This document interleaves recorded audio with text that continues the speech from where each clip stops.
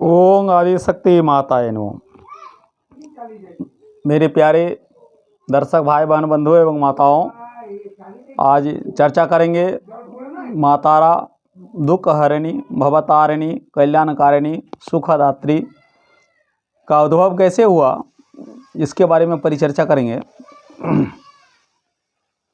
तो माँ तारा का उद्भव रात्रि के 12 बजे से प्रातः 6 बजे तक सूर्योत्पत्ति से पहले चतुरिति 84 भेद भिन्नी महाकाली की सत्ता बतलाई गई है।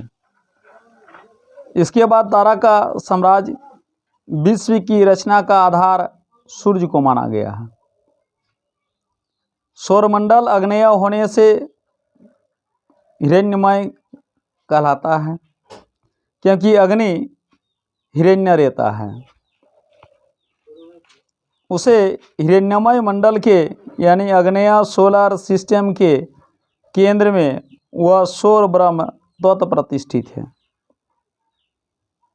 अतएव सौर ब्रह्मा को हिरण्यगर्भ ही कहा जाता है। भुव स्वरूप रोदसी त्रिलोकी का निर्माता एवं अधिष्ठाता स्वयंभू परमेष्टि रूप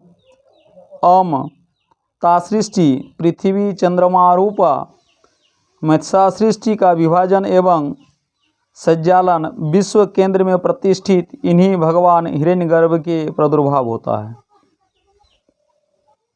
इसलिए ये यजुर्वेद के 29वां श्लोक में कहा गया है कि हिरण्यगर्भ समदवर्तताग्रे भूतस्व जात परिरेत आसितम स तधारा पृथ्वी धामुतेमा कस्मे देवाय हविषा विधेम। ये यजुर्वेद के 29वां अध्याय में ये श्लोक लिखा गया है। यह श्रुति इसी सिद्धांत का प्रतिपादन करती है। जैसे विश्वातीत काल पुरुष की शक्ति महाकाली थी, वैसे ही विश्व अधिष्ठात्री इस हिरण्यगर्भ पुरुष की शक्ति तारा है।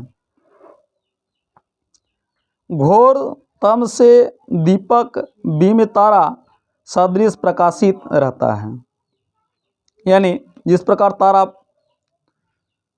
नवमंडल में यानी आकाश में टिमटिमाते हुए चमकते रहते हैं, उसी प्रकार से माँ तारा का अगर कोई शरण में आए, माँ तारा को आराधना करे, माँ तारा का पूजन करे, माँ तारा का स्तवन करे, तो उनका जीवन भी सितारों के जैसे चमकाना शुरू कर देते हैं। उस महात्म के केंद्र में उत्पन्न होने वाले सूर्य को वही स्थित है। अतएव श्रुत में सूर्य नक्षत्र नाम से प्रसिद्ध है। ये सतपदी ब्राह्मण में 2:1, 2:18 में दिया गया है। अतएव इसकी शक्ति आगम शास्त्र में तारा नाम से प्रसिद्ध हुई। यह पुरुष तंत्र शास्त्र अक्षौम्य नाम से प्रसिद्ध है। वैदिक सिद्धांत के अनुसार सूर्य सर्वदा स्थिर है। बृहति छंदा नाम से प्रसिद्ध सुप्रसिद्ध विश्व दत्तवृत्त से ठीक मध्य में क्षोम रहित होकर स्थिर रूप से भगवान सूर्य तप रहे हैं। आज सूर्य की रश्मि के कारण संपूर्ण जगत आलोकित है। वो अंधकार को उगते हुए ही अंधकार सब भाग जाते हैं।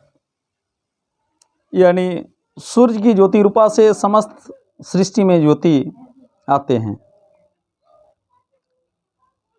तो माँ तारा उसी के केंद्र बिंदु में है। इसलिए अभी बताए हैं कि नक्षत्र ग्रह तारा सब जो है ये आदिशक्ति का ही एक एक रूपों से ये आविर्भाव हुए हैं। और सूर्य की उपासना इसलिए सबको करना चाहिए क्योंकि सूर्य ही जगत की सृष्टा है, सभी जीवों की सृष्टा है। और प्रत्येक ग्रहों का अधिदेव प्रत्याधिदेव में सभी देव देवता आते हैं। तो ये तारा से ही सूर्य और सूर्य से ही तारा का आविर्भाव हुआ है। सूर्यो वा हति मुदड़्युष्यपति उदयास्त मनश्चैव दर्शनादर्शनंगरवे। इस इत्यादि वचन से सूर्य को स्थिर ही बतलाए हैं, चूँकि यह क्षोम रहित है, अतएव ये अक्षोय में नाम से प्रसिद्ध हुए। सूर्य को हमने प्रारब्ध में रुद्र कहते हैं, रुद्र कहा गया है, अतएव शिव घोर भेद से इसके दो शरीर बतलाए गए हैं। आपोमय पारमेष्टय महासमुद्र में घर्षण द्वारा आग्नेय परमाणु का उत्पन्न हुए। अनंतर वेत बारह नाम से प्रसिद्ध प्रजापत्य वायु द्वारा उनके केंद्र में संघात हुआ। संघात होते होते यह अग्नि परमाणु संग पिंड रूप में परिणत होता हुआ सहसा प्रज्वलित हो पड़ा, उसका नाम ही सूर्य है। और यदि वेद शास्त्रों में देखा जाए तो ये सर्वपल्ली विष्णु का ही एक रूप है, जो जगत में सृष्टि करने के लिए, जगत में जीव लाने के लिए, जगत में जीवों का उत्पन्न करने के लिए भगवान श्री विष्णु नारायण आदि पुरुष वह सूर्य नारायण के रूप में आए, इसलिए सूर्य का ध्यान भी श्री विष्णु नारायण का ध्यान है।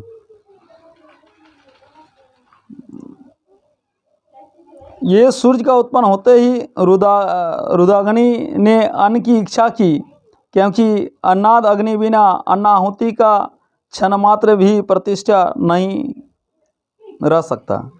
इस अन्नाहुति से पहले वह सूर्य महाउग्र था, संसार को जला डालने वाले था। बस इसी समय के उग्र सूर्य को जो शक्ति थी वही उग्र तारा के नाम से प्रसिद्ध हुए। यह सूर्य से ही उग्र तारा का नाम से प्रसिद्ध हुआ। जब तक अन्नाहुति होती रहती है तब तक तारा शांत रहती है। अन्नाभाव में वही उग्र बनकर संसार को नाश कर डालती है। उसी उग्र भाव को उग्र शक्ति का निरूपण करता हुआ रहस्य कहलाता है कि प्रशाल्य ढपदा और पिता अंग धी हृदयो घोरा अट्टहासा परा खड़गेन्द्रिय बर कसी खर्प भुजा हुंकारा बीजोद्भवा खरबा नील विशाल पिंगल जटायु जुट नाग जुक्तांग जंघांग नैस कपालकर्ता जगतांग हंस्युग्र तारा स्वयं। ये शाक्य प्रमोद तारातंत्र में दिया गया है। इसके आगे वाला वीडियो में माँ तारा को कैसे प्रश्न किया जाए इसके बारे में चर्चा करेंगे।